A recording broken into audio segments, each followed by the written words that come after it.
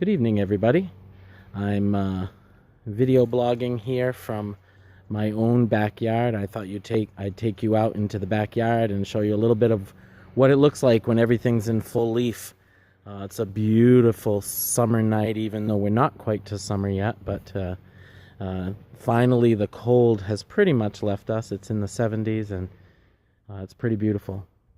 I wanted to talk to you a little bit about what's going on with the artist Reboot that I've been writing about and talking about, and that Brenda is also doing, and what's going on with all of that. In my morning pages, one of the things that has come up as a recurring theme is the fact that I am still too busy.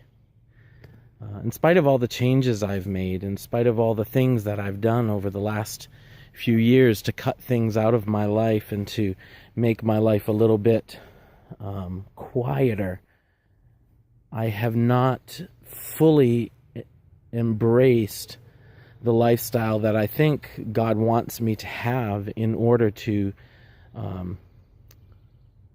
fully engage in the artistic, creative endeavors that He wants me to. There's still more work to do. I'm really praying into what it is that God wants me to say no to. One of my mentors and one of the men who's done a lot of teaching in our church, Paul Hackett, often says everything you say yes to means you're saying no to something else. And I realized that in spite of the fact that I stopped doing a lot of things that I was doing 2 or 3 or 4 years ago, I'm still, what I've done, I guess, is I've just replaced the busyness that I was doing then with a new form of busyness. And I'm still running too much. There's too many things in my schedule and my agenda. And I realized that if I am to walk into the fullness of creativity that both God wants for me and I think that He requires of me, I'm going to have to really seriously look at some things in my life and slow them down. As you can see, the yard is beautiful, but it's a little bit overgrown, and that's one of the areas that I think God wants me. Maybe it's a metaphor, maybe it's symbolic of the fact that my life there's so much in my life that it tends to overgrow, and then it takes control of me rather than me having control of it. I've talked with several friends in regards to this, and I've also talked with Brenda in regards to it, and everybody seems to come back to the same theme. What are you going to start saying no to? And I don't have all those answers yet, but I think that I know that God already does have those answers, and I know that He desires this. I believe it was He that put the desire for this artistic reboot into my heart.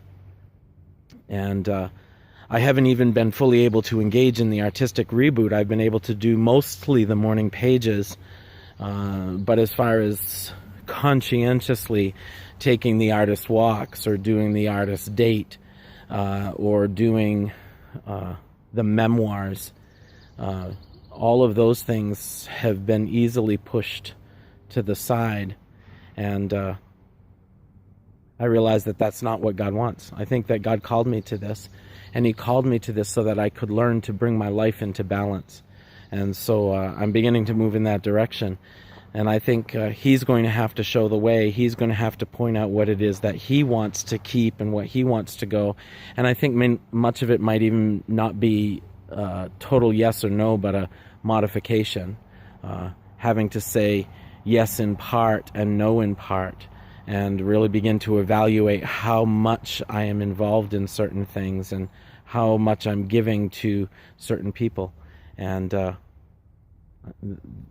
that is going to be God's work, because it's a work that is evidently beyond me, because what I've learned from the last couple of years is that I can very easily just put more stuff into empty spaces. So thanks for listening, and I hope you're blessed today, and I'll talk to you later.